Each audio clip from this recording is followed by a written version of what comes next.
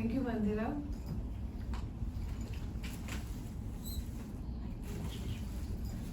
Thank you, Mandira. Honorable Chair, eminent panelists and our esteemed guests, I am overwhelmed by this honor. This celebration of my book, I Want to Go to Haldwani and Other Poems, by the Poetry Society of India and the India International Center at this prestigious venue. My heartfelt gratitude to Mandira Ghosh for organizing this. Thank you, my friend. My thanks to Sir Jaikumar ji, Ma'am Usha Munshi, Amarendra Katwa ji, Rachna Joshi, and all others from the Poetry Society of India in India International Center, the staff from the library, Mr. Rajiv ji, Kanchan, Pooja, for all their efforts in making this program possible. Poetry came to me in my twilight years. My friend Kiran Babal, she initiated me, and my friends in our group, the Significant League, Dr. Ampar Koshi, Santosh Pakaya, Reena Prasad, and others. They held my hand and groomed me. And our dear Sudarshan K. Cherry of Authors Fresh, he encouraged and published me. I am grateful to them all. I call her my sweetheart. Where is she? I'm here. And she has come lovingly. She has lovingly curated and compiled this collection and given it a flattering foreword. I'm awfully grateful to her, and I wish somebody would give her a bouquet of flowers just now. Please I'm grateful she has journeyed all the way from Jaipur for celebrating this book, which is actually her gift. Please come. 8-minute photo. Photo I write in free verse and in form, not bound to any, for expression is important, and my poems express my emotions, experiences, convictions, and ideology. Nature is close to my heart, and I write on flowers, on rain and sunshine, on the woods, the hills and lakes, and I weep when we, in our vain ambitions, destroy the ecological balance. 3 years ago, a friend sent me a picture of the hill road that was washed away, broken away by torrential rains, and I could not sleep that night. The title poem of this book came from that pain. It hurts me when people cut into the barks of tall trees, some centurions, to mark an imprint of their love.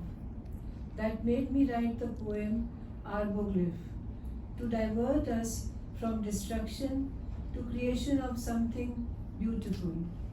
I quote from that: we wanted to etch our love in every pine and deodar, standing tall on the hill, as if the scarred bark would make our love permanent.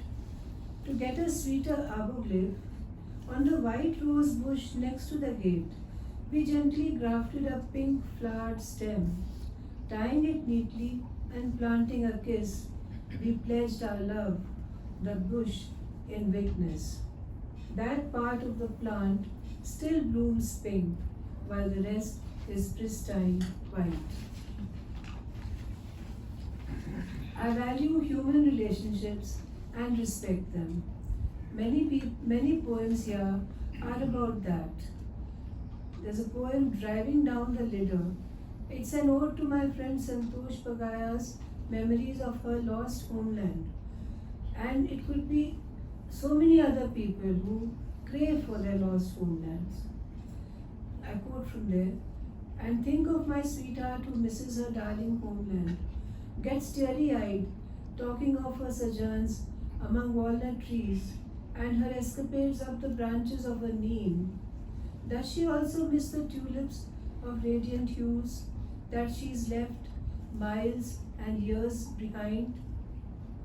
Social issues affect me, and I write on gender inequality, skin color preferences of Indians, the need for peace, and the ills of war.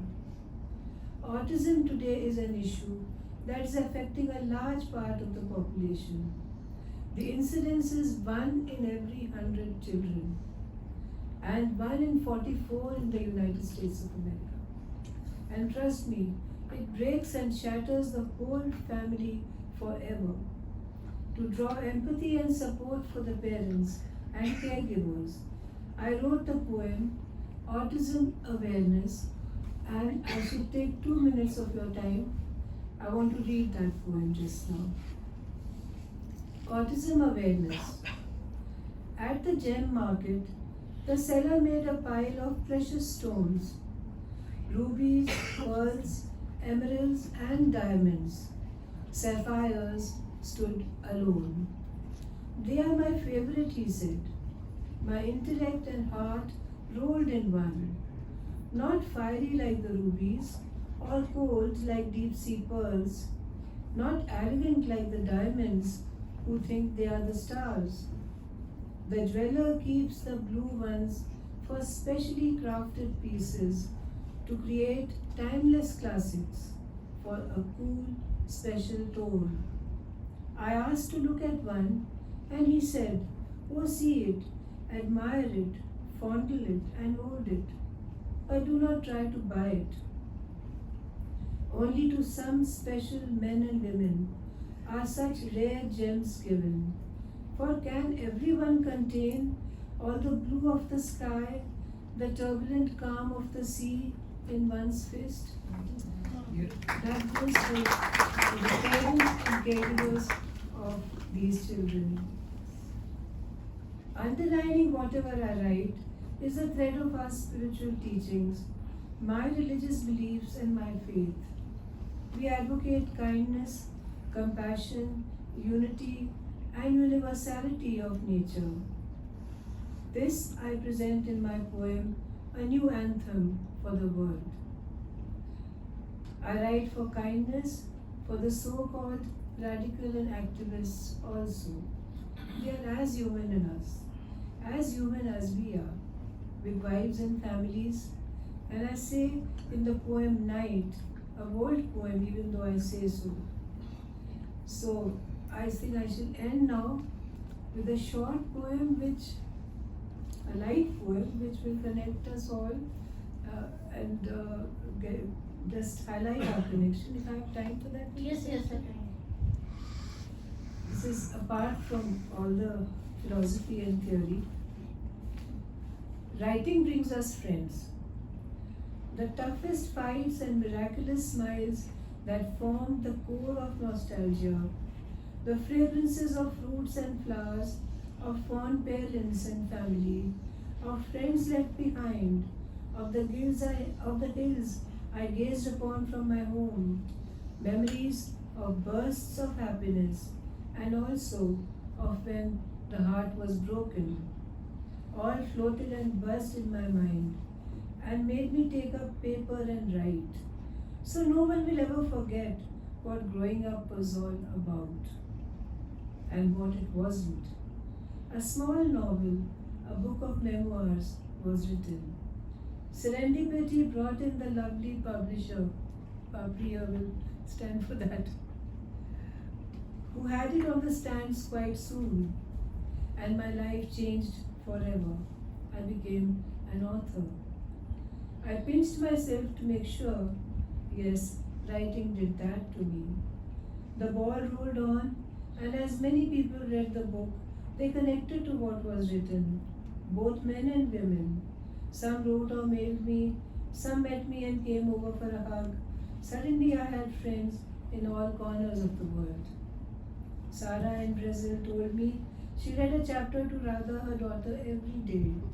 Rukmini in Mumbai said she kept it on her table for inspiration. One thing led to another, and I was embraced by a group of extraordinary poets and writers, taller than tall in literary stature. I burst at the seams at my good fortune, having them as mentors. Indeed, writing brings us friends unknown. It shows us avenues and alleys unknown. I may have lived an inconsequential life, but I feel now I shall not die unknown. Thank you, friends. Thank you.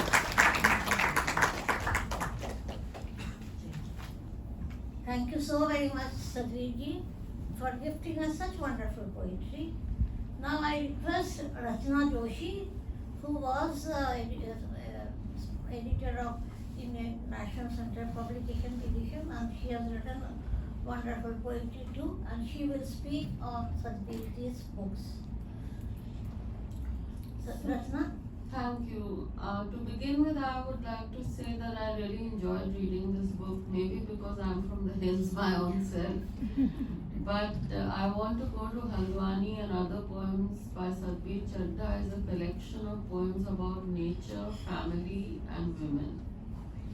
So I want to read the title poem, I Want to Go to Haldwani, which is actually about the hills. I want to go to Haldwani, I want to travel the broken road, to explore the cracks and crevices, the patches swept away with the torrent, to bleed for the pellets loosened and swept away, thrown out of their homes and crushed, little ones crushed under huge rocks, to weep for them, they'll never get back home. It's sad the hills weep every year. There are a lot of nature poems in the book like Abroglyph, which talks of rose bushes and mangoes, and grafting mango trees to get sweeter mangoes. Also to do the same to get a sweeter abroglyph by grafting pink stems onto a white rose bush. The poem Sedoka talks of berries, kafal, etc. In every leaf is a flower, she says, everywhere there's a flower, dewdrops dancing on the petals delicate. Images abound in the poem. A poem paints a picture. Bright red strawberries, aubergine colored aubergines, red, yellow and green round pumpkins, dark purple seedless grapes piled in bunches or packed in crates, tomatoes shining like painted lips, turnips blinking white and pink. She also talks of watching grapes being crushed. Sadhviji says about an aunt who has a mini apothecary in kitchen spices. My dad's widowed aunt who lived with us had an assortment in her chest of rare spices and herbs. For a bad wound, she'd boil turmeric in milk. For constipation, she'd give yummy gulakand, which is fresh rose petals cooked in sugar and cardamom. There is a trilogy of poems on women from Indian mythology. In Hope is a thing with feathers, she speaks for every woman and every mother. As she has said, we are in good hands as long as we have our mothers, as long as God makes women until He makes mothers. She writes haikus also. The poem My Last Day on Earth is a poem that speaks in candid tone. I'm glad to live every day as my last. I know I shall accept what my Creator has planned. I'll be just as helpless as on the day I was born. And finally, I'd like to read something from Driving Along the Litter, where she's thinking of her dear friend Santosh Bakaya. Memory and reality merge into a humongous virtual cloud blowing in my mind, or are they blowing in the wind across the river Litter? Beautiful. Now finally it is my turn to speak. Since no one is there to invite and request me, so I myself is requesting myself to read. I should request Yeah. Mandira Ghosh to Yeah. please say a few words about this book. Very nice. Now And I am she is happy. the architect of today's event. You are the She architect. called me suddenly one day and said, come and have tea with me. And the whole story started. She said, I've heard about your book and I want to have it honored and celebrated. So I don't even need a mic to say all this. And this sweetheart managed everything, organized the approvals from everybody, and today's event, I'm overwhelmed. Thank you very much. Thank you. Thank you so very much. And first of all, I must congratulate you for penning down such a significant book, which is a mixture of the love for nature, love for women, love for humanity, and many other things that I will be reading in next few minutes. I also thank Dr. Usha Mujamunshi, who is the chief librarian, who could not be present today as she has gone for some official work. Jayakumar, who has to leave, Rachna, Sadhbiji, and also Rajiv, who has made the background work. He has done the background work. We all love to go to the hills, specifically during Delhi summer. And in the lap of nature, very fortunately, Sadhbiji lived till her initial days. Her memories of Haldwani that all of us know about, where she always wanted to visit, but now her heart sobs at the sight of the weeping hills. Sadhbiji has the poet with great sensitivity and compassion demonstrated her creativity with several poems on diverse themes and contents, and like she has already read the poem on autism that I have also pointed out, Goodbye poem, and many others. And Haldwani nestling, as we all know, nestling in the foothills of the Himalayas is a serene, dignified space. But as we all know, man is destroying nature. This subject of destruction of nature comes repeatedly in her poetry. She brings in her poems, with her great knowledge, personal experience, vivid imagery, and direct communication with the readers, and indeed it's praiseworthy. We appreciate her dignifying description of the hills by using metaphors, personification, and many other poetic devices. She writes, "It is sad that the hills weep everywhere. Hills weep and behave like a person."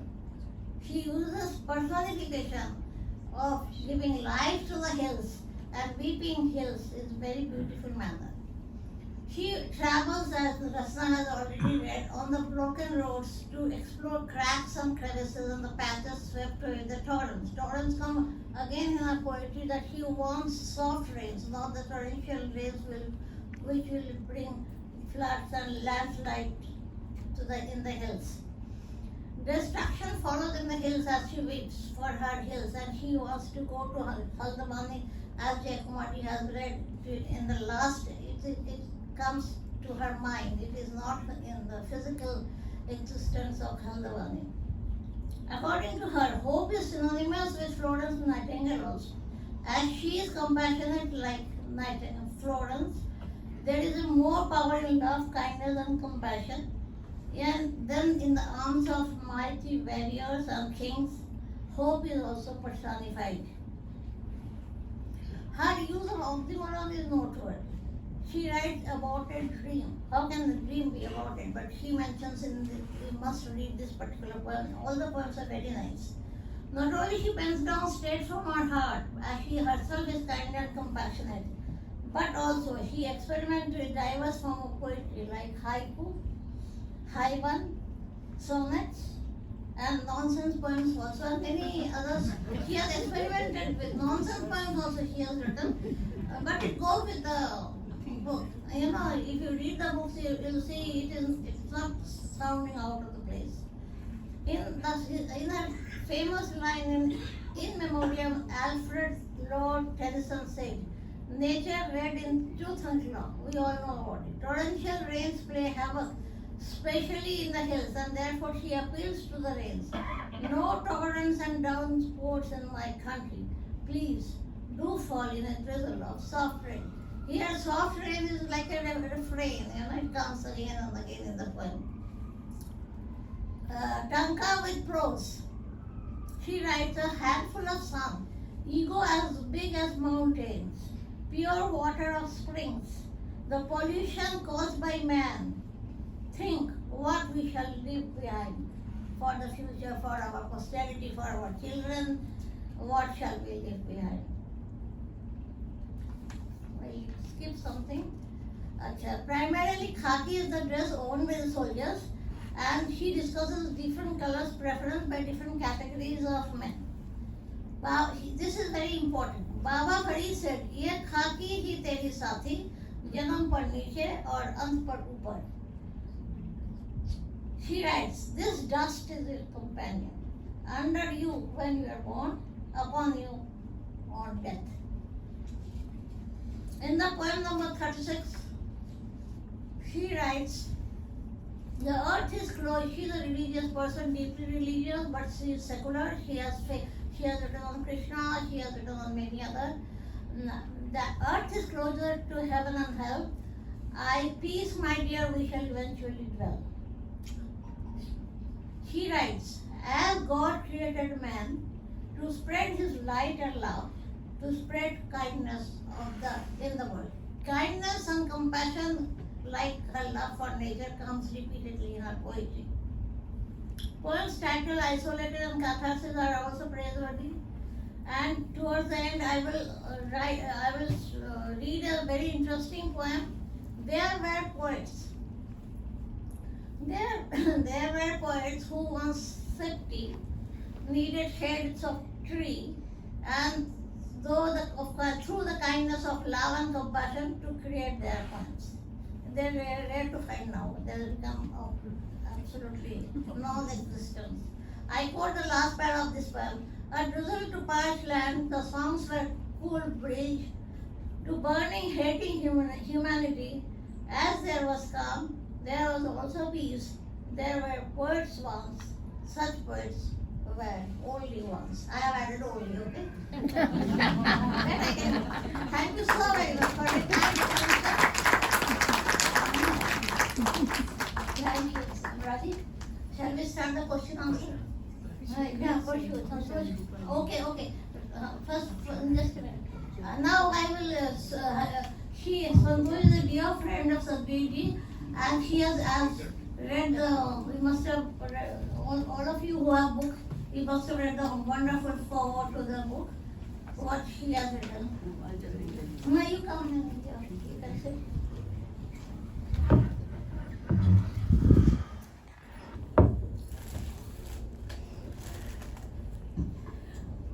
Hearty congratulations, Sadhguru ji. And at the very outset, let me tell all of you that, and I'm not exaggerating. Exaggeration, thy name is Sadhguru Chadda. Whatever she has said about me, is an exaggeration, and I don't want to add anything to that. And she has written lovely poems, and I have just written the foreword of 2 pages, not even 2 pages. And she is a wonderful poet. Wonderful at heart, and whatever comes to her heart, she just goes berserk. She writes whatever comes to her heart, not to her mind. Although I have seen people sitting at the table, fixing a time, 1 से 2 बजे तक कविता पाठ करना है, and then they start writing and they have those big words in their minds. We are going to use these words in our poems. So nothing of that sort does she do. It is a spontaneous outburst, and all the poems, that's why they are pure, pristine, philosophical, and but there is exaggeration in the sense, whatever she says about me. And so I say, exaggeration, thy name is Sadhguru Chadda. And on that note, I want to, if you may allow, I want to recite a poem which is very close to my heart. If you... Yes, certainly. Okay. Woolen overcoat. How interesting. Woolen overcoat. क्या कर रही हैं? तंग कर रहे हैं. बहुत तंग कर रही हैं. बहुत तंग कर रहे हैं. I just love that song, Devil Woman. Okay. Woolen overcoat. He struggled with the lock on the iron trunk. He wiped it, oiled it, shook it, and finally banged it. Announced that he just could not open it. He just could not open it. But he had to. He had to. It was important, he said. It was important, he said. He had to get his overcoat out. His old woolen overcoat. The one his wife had got him for him the wife his one had got for him long, long ago.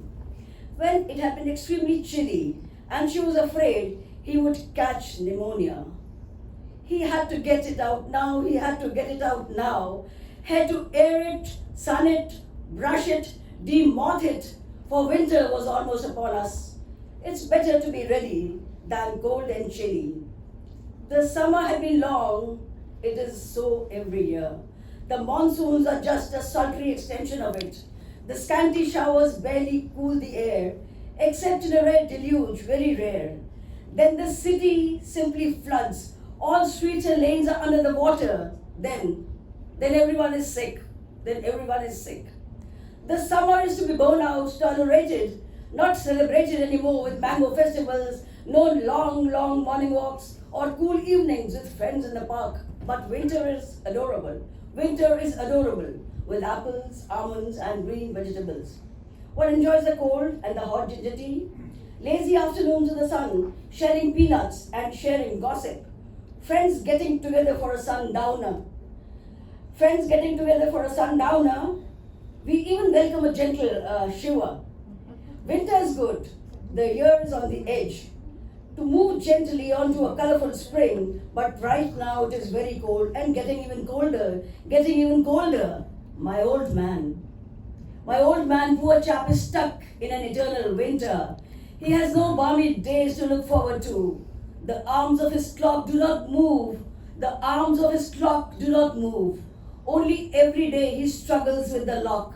He struggles with the lock. He struggles with the lock on the old iron trunk. What he needs to get out his overcoat. He needs to get out his overcoat. The one my mother made for him long, long ago. He tries hard till exhausted, he has to give up. He has to give up. He looks plaintively at me and I understand. I lead him gently to his easy chair and feed him soup. With a spill-proof spoon and cup. He's pale with the effort and I rub his back a bit. He dozes off pretty quick. I turn away, I dry my eyes. I turn away and dry my eyes. My old man never had an overcoat. I turn away and dry my eyes. My old man never had an overcoat.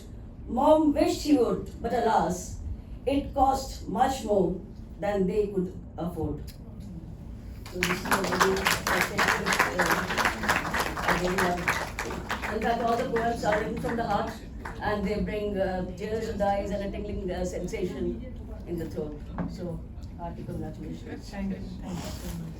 Give me here. Let us, Don't move. I'd like Rupali to say a few Yeah. words. Rupali, will you Please come? come. I don't have my specs. Yeah, मेरे यहाँ मैं use करी. अच्छा. You can come up from the slope. Yeah, I think yes, I can. Let me hold you. I'll have to borrow. उस तरफ से आ जाइए, इस She तरफ is से. from Jaipur. She is Come from there. I'll manage. You come I'll from be there. here. I'll be here. You want to sit? से आती है. I actually, felicitate you this evening. Can I be heard? I think it will be heard anyway. I haven't really come across another poet like Satvi Chadha. I found her on Facebook through her poem. A poem that she had written about a soldier, his body being brought to his village. Even as I mention it, I get tears in my eyes. The way the widow received the trunk, the uniform, the little bits and pieces that belong to a soldier. Since I come from a soldier's family, my husband is here, he's a soldier, it touched my heart. So I searched her and found her, and I said, you have to give me this poem for an anthology that we were bringing out on the armed forces. I just want to tell you that how much I think you have contributed to literature and poetry and to the friendship that you offer to all of us who write poetry, that you guide us. And I just love reading a very interesting poem. I borrowed her specs. We came rushing from another part of the country to be here, and I left my specs behind. but my eyes are big, but I can't see very clearly. So maybe I can borrow your specs and read it. It's the one on the. Yeah, the last one. He loved me to death. This is the first time I'm I doing this think kind the of second thing. part of this Haldwani, isn't it? You know, the special thing about Satvi Chadda's poetry is that she looks into the heart of things, deeply into very fine moments and things that we would probably never notice. And that is there in her poem, very poignant. And I think the one that she read about the overcoat, you know, somebody feeling, you know, the old overcoat. Yeah. And it's so touching. And that's a speciality and specific this thing. I wasn't prepared to speak today, but I'm so deeply, you know, shall I say, impressed by her poetry that I can speak without, I think it's called, he loved her to death. 40, page number 40. Last one. Yeah. Not last, not last. No, Oh, maybe on I the can just read the Haldwani one. page 40. Page He 40. killed me with his love. You found it? Yeah. I hope I can. It's okay. Oh yeah, sorry. It's called He Killed Me With His Love. Yes. How is it, Betty? It's not easy to die, my dear, he said. He said he loved her to death. She said she was ready to die. He said he would die for her, but then she wondered why. We can love, she said, and live. He told her, okay, let's try. She said, I would better die. Is there nowhere we can love and live and love each other? Of course we can. You live at home and I live with my mother. The torture of separation was too great. So they walked into the woods. No one ever saw them again. Maybe mauled by bears and wolves. But they lived and loved on the jungle floor, drinking from the streams and brooks, eating off the palms and creepers and dangling juicy fruits. One day, he ate a mushroom large, but it was poison for a human. And as he choked for the final breath, he fed it to the woman. He did indeed love her to death. That promise he fulfilled.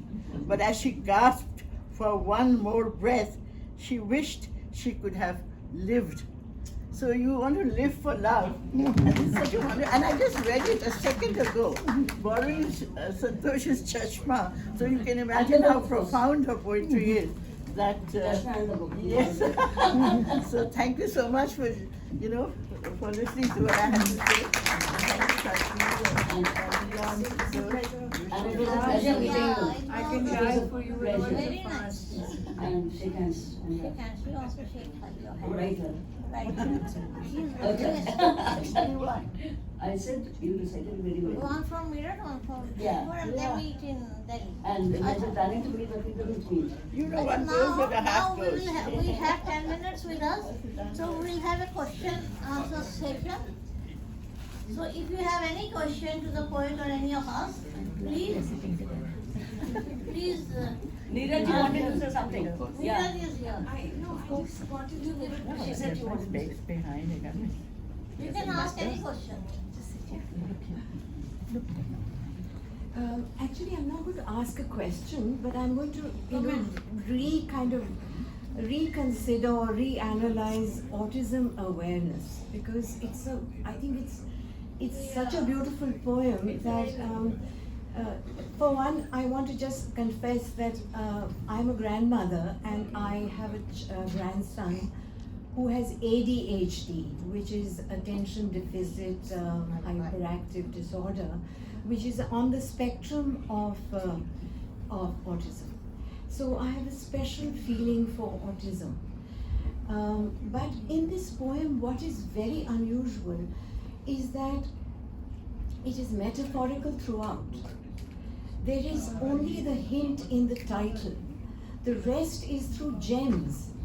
And this is amazing because you suddenly realize that an autism is a sapphire, and it's blue, and it's cool, and it is given only to some special men and women.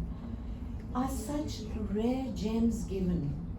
For can everyone contain all the blue of the sky, the turbulent calm of the sea in one's fist?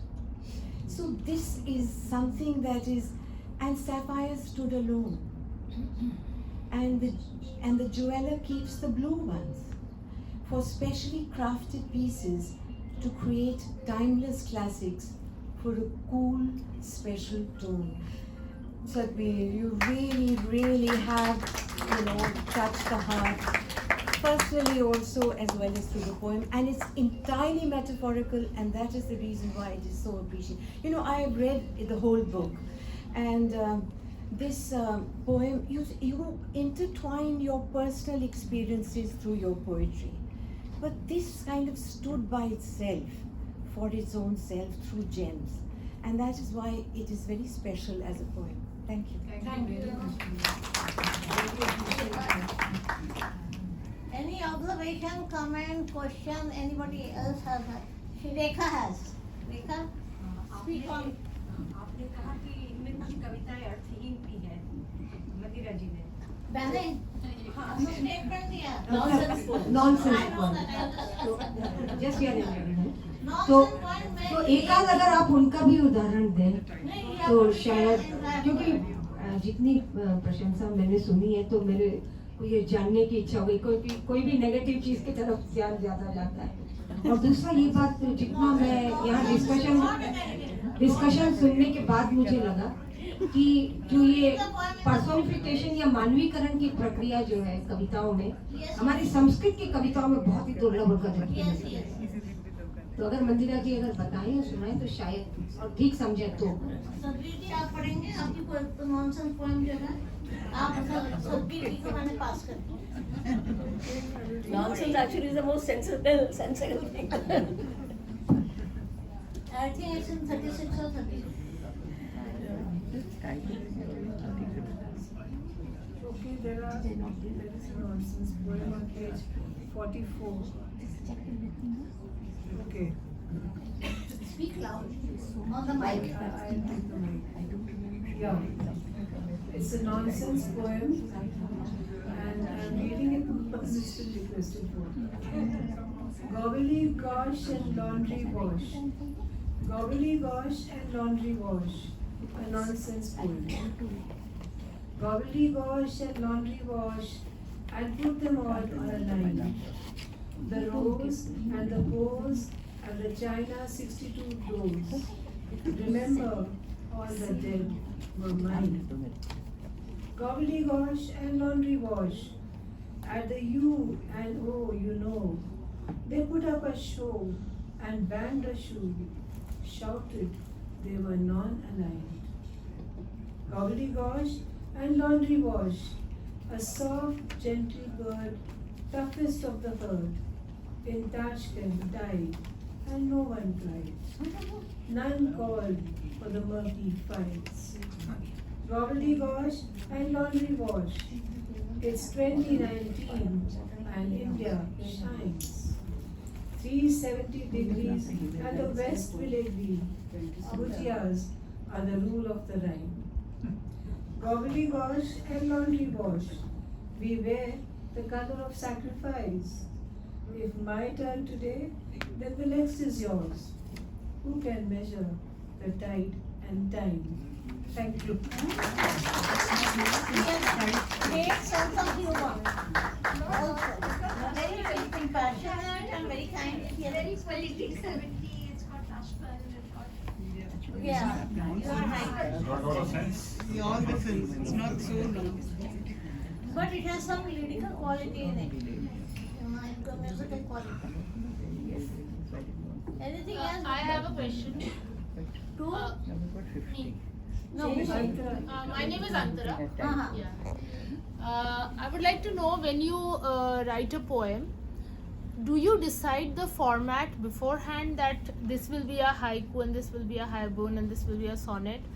Or as you conceptualize the poem, or as the thoughts come into your mind and the words start pouring in, then you decide the format that, okay, I'm going to write it in this fashion. What comes before the chicken or the egg? Okay. So naturally the form comes secondly. What I want to write, what I want to express, that commands me basically. And then when I'm forming the lines in my mind, I could be anywhere, I could be doing anything, driving, cooking, even fighting with anybody, but the lines are being created. And then I realized that yes, these lines would fit that form, and even the content of the poem should fit that form. You're right, it's a nice question, thank you for asking. Thank you, thank you.